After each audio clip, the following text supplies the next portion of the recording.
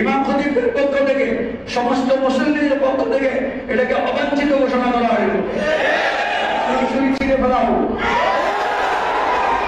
রাজধানীর উত্তরায় মসজিদের মিম্বারে রাজনৈতিক বক্তব্য দেওয়াকে কেন্দ্র করে নতুন বিতর্কের সৃষ্টি হয়েছে। উত্তরা 12 নম্বর সেক্টরে অবস্থিত বাইতুন নূর জামে মসজিদের খতিব মাওলানা নাজমুল হাসান কাশেমির বিরুদ্ধে জুমার খুতবায় জামায়াতে বিরোধী মন্তব্যের অভিযোগ এনে দলটি একটি সতর্কতামূলক চিঠি পাঠায়। তবে আজ জুমার আগে সেই চিঠি প্রকাশ্যে ছিঁড়ে ফেলে অভিযোগ প্রত্যাখ্যান করেন খতিব, যা মুহূর্তেই আলোচনার কেন্দ্রবিন্দুতে পরিণত হয়।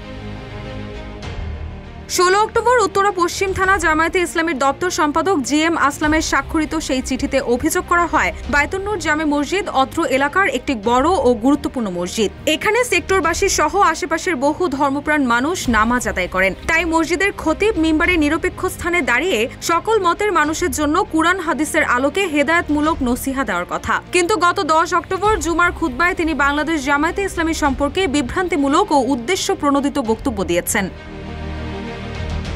চিঠিতে আরো বলা হয়, খতিব একজন নাগরিক হিসেবে যে কোনো রাজনৈতিক দলের সমর্থন করতে পারেন, কিন্তু তার প্রকাশ মসজিদের মিম্বারে হওয়া শোভন নয়। তার এমন বক্তব্য হীনমন্যতা ও রাজনৈতিক পক্ষপাতমূলক, যা সমাজে অনৈক্য, বিভেদ ও উত্তেজনা সৃষ্টি করছে। অনতিবিলম্বে ওই বক্তব্য প্রত্যাহার এবং ভবিষ্যতে এ ধরনের বক্তব্য থেকে বিরত থাকার আহ্বান জানানো হয় চিঠিতে।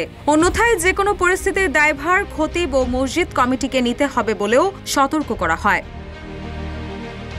তবে আজ জুমার আগে মিম্বারে বসে সেই চিঠি প্রকাশ্যে প্রত্যাখ্যান করেন খতিব। প্রত্যক্ষদর্শীদের বরাতে জানা গেছে, জুমার খুতবায় তিনি বলেন, রোজা আর পূজা এক নয়। গত শুক্রবারেও বলেছি, আজ আবারও বলছি, আপনারা সংযত ও সংশোধন হন, তওবা পড়ুন। এরপর তিনি চিঠিটি মুসল্লিদের সামনে উপস্থাপন করেন। এ সময় চিঠিটি প্রত্যাখ্যান করে উপস্থিত মুসল্লি ও মসজিদ কমিটির সদস্যরা নারায়ে তাকবীর, আল্লাহু আকবার ধ্বনি তোলেন।